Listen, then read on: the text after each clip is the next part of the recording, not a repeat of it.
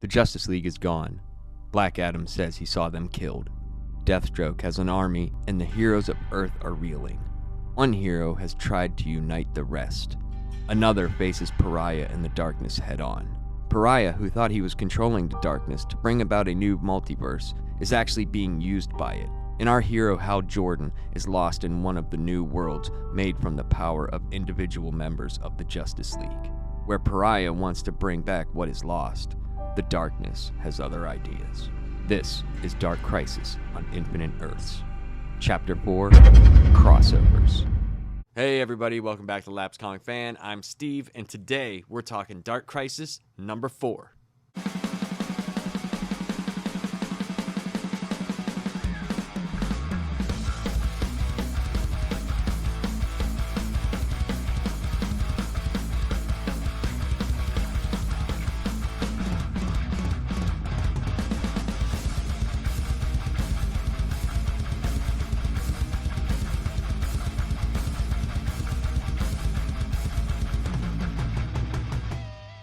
So if you like what I'm doing, maybe try subscribing to the channel, and always remember, if you are subscribed, put your thumbs in the upright position.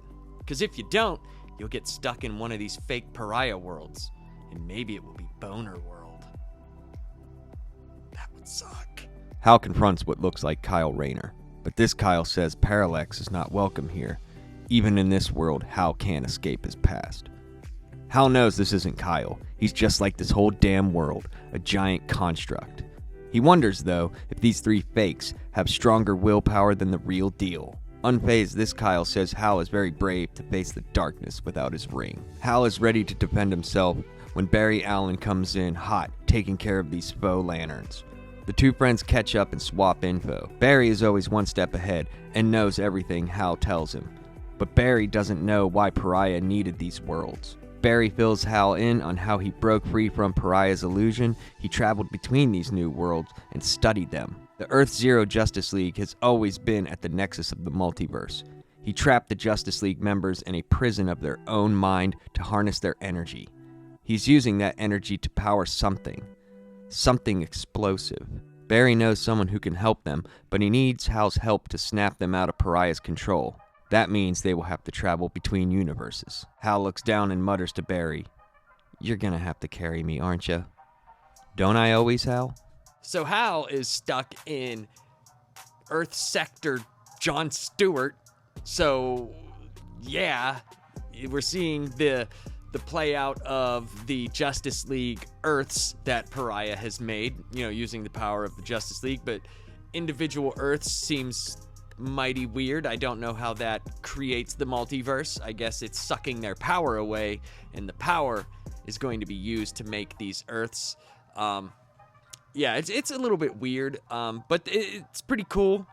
Pretty cool to see a whole Green Lantern universe, and Hal confronts the Kyle Rayner that's there, and I thought it was funny because Kyle's like, "Hey, Parallax, you're not welcome here." So even in that reality, that Earth, he can't escape his past and being Parallax, and it's just like, god damn, dude.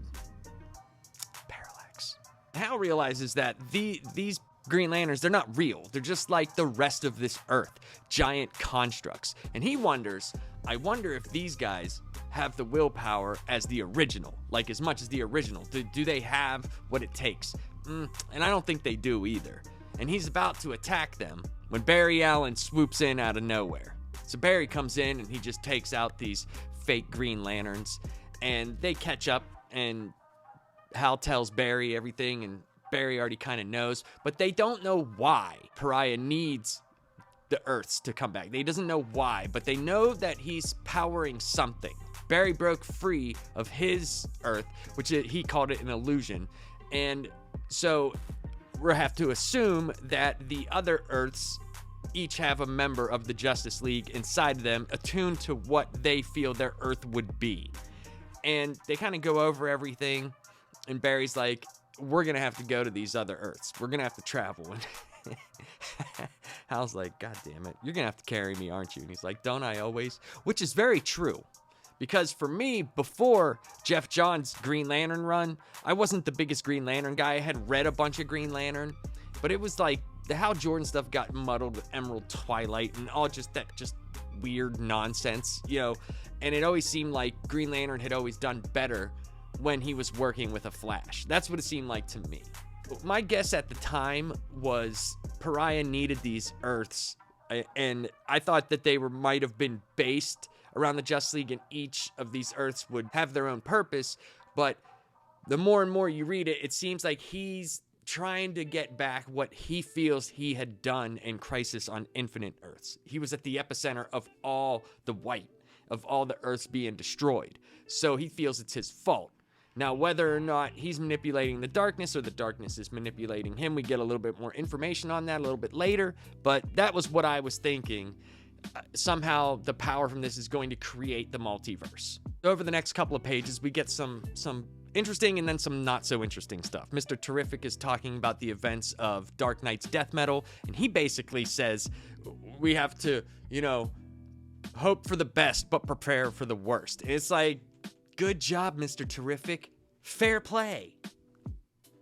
And then we get what I think is probably the worst part of this comic. So Dick Grayson is still at Beast Boy's side. And Alan Scott comes in, the original Green Lantern, try to give him, like a pep talk. And this is so dumb. This is so dumb in my opinion. This bothered me in the other comic and it bothers me still. So they're talking and Dick's like, well, the reason why Beast Boy's not recovering is because he thought he died in that attack. And that's why he's not recovering. What? Like, what does that even mean? That doesn't make any sense. If you have the ability to know this, then you should know, hey, I didn't die and my friends need me. Not, I thought I died, so I'm just not gonna wake up. And Dick is being such a baby about it, right? He's like, basically, all you have to do to Dick Grayson is possibly make someone think they died. But even though Batman, to his knowledge, is actually dead, it didn't do anything. All it did was make him want to train more people. But Beast Boy, somewhat possibly dying, even though he's not dead, just throws him off his game entirely. Like, fuck this conversation. I can't. Dick Grayson's like an awesome hero, and to just do this to him it makes him such a pussy, and it's bothersome to me. It is very bothersome to me. Sad Dick Grayson. Bitch. And it actually makes no sense. But Alan Scott gives him this pep talk about seeing his parents perform before Dick was born and how amazing they were. And they were performing in Gotham, which is a hard town, and to win over, and they had all their eyes on them. So Dick could do the same. Dick kind of says, it's going to take a little bit more than smiles to beat Slade. And Alan Scott, being, practical, is like, listen, I don't think Slade is holding a grudge here. This isn't on him. Something darker is at work. And it's up to us to find out what that is. And that's what they've kind of been going through the whole time. Is Pariah controlling the darkness, or is the darkness controlling Pariah? We cut to the Legion of Doom, and Black Adam is making his case, and Gorilla Grodd wants none of this, right? Gorilla Grodd makes a great point. He's like, look, we don't need to help them. Let them fight amongst themselves. And then when they're both weak, that's when we attack. That's when we do what we need to do. Some of the other villains think that they shouldn't let Slade show them up. Luthor shuts all of that down. So he starts talking about the multiverse and the omniverse, right?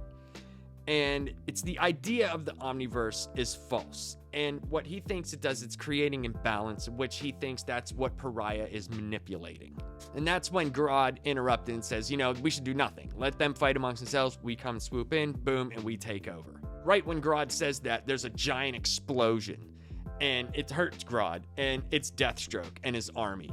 And it's great because Deathstroke just steps on Grodd's head and crushes his skull. I mean, villain on villain fights are always interesting, but if you know anything about Gorilla Grodd and the things he's done in the Flash books, I was like, fantastic, thank you. I don't care if it's Deathstroke, but at least someone got him and just crushed his fucking head in. And I was like, yay! Deathstroke says, you didn't think we foresaw the alliance between a bunch of you evil people? The darkness, it sees all. So you either join us or die. Black Adam notices the chains around the rest of the army, and that just reminded him of what he had told everybody that he saw when the Justice League had died. Pariah's army had those same chains around them. And Captain Cold, always an awesome villain, he just like, the rogues don't join anybody, let's go. And then they start to fight, man. It's pretty awesome. Pariah is slipping further into madness. He mutters to himself that it's just a matter of time. What I destroyed, I will recreate. Kyle Rayner and Joe Moline are fighting off the shadows of darkness as best they can, letting Pariah know that Hal is gonna kick his ass. But for Pariah, an unexpected thing has happened. Hal Jordan's invasion and the Flash hopping from world to world has sped up the process of his machines. They may even find the Justice League, but they are already out of time. Barry and Hal arrive in the new world. It's Batman's world. Hal looks around. This is definitely Bruce's. It's filled with misery. Barry came here before. Actually, it's the first world he hopped to, and he tried to talk to Bruce, but it didn't work. He warns Hal that this Batman, well, he's a little different. Their conversation is interrupted by a metal projectile landing between them. Perched up above them on a wire is Batman, and he isn't happy to see either of them, especially the Flash. Pariah is slipping further into madness. He's talking to himself, and he says, what I destroyed, I will recreate. So that kind of lends to the theory of he's doing this because of the events of Crisis on Infinite Earths. He feels horrible, I guess, and it's just festered in him for so long about his feeling of him being responsible for destroying the Infinite Earths and the multiverse. And he needs to create a new multiverse, but he thinks he's controlling the great darkness to do this. Kyle Rayner and Joe Moline are fighting off the shadows as best they can, and this is very interesting because they're like, Hal Jordan's gonna come back and kick your ass, Pariah, but something unexpected happens with Hal Jordan and Barry Allen hopping worlds and traveling to the different Justice League worlds. It has sped up the process of his machines. I don't know exactly what that means. I'm guessing the things he's using to create those worlds and create the multiverse using the power from those worlds, it's speeding up. And then he says something very interesting. He says that they might find the Justice League. So they're not dead, but if they do find them, can they, first of all, break them out of the spell or get them out like the Flash is out? And can they exist outside of those worlds? If they leave those worlds, will they themselves be destroyed? We don't know. Barry Allen was able to hop between worlds, but he's not outside of those worlds that were created. So can they come back to Earth Zero? So Barry and Hal arrive in Batman's world, and Barry was there before. He said, this is the first world I traveled to. And Hal looks around, he's like, yeah, this is definitely Bruce's world. It's full of demise. And that's probably true. I'm surprised everybody's not emo and, cutting themselves. Barry talks about how he tried to talk to Bruce, but it didn't work. And he kind of needs Hal to help him possibly break Batman out of this illusion. And Barry's warning Hal that, this Batman, well, he's a tiny bit different. He's a little bit different than our Batman. And before they can even do anything, this metal projectile is flung at them, and they look up, and there's Batman hanging on a wire, and he's pissed. So over the next couple of pages, we get some really, really cool info about this and some possible theories. Alan Scott takes Nightwing, John Kent, and Yara down to the members of the Justice League Dark. They end up meeting up with Bobo, who's drunk as hell. He's just sad about losing a lot more of his friends.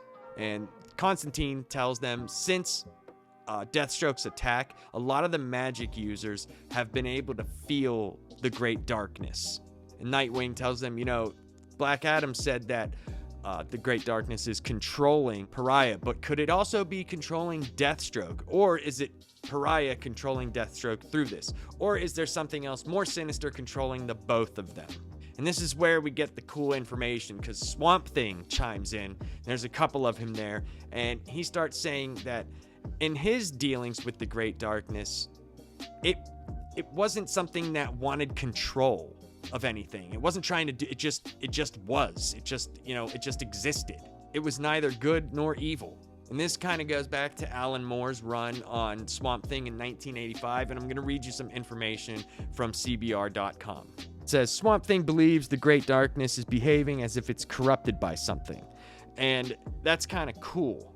Like, it goes from the Epiphany calls forth revelations found in Swamp Thing comics from 1985. So I guess if you read that run, there's some stuff that ties into what they're doing now. And everybody kind of got their own little tie-in issues. There was some Flash issues that tied in where they had to get Barry Allen out of this like wasteland. And it also says here that the darkness as it's described in these old issues also hints that Barry Allen's alternate wasteland and the Dark Crisis tie-ins, the Flash, may hold the key to calming the darkness once again. I read those.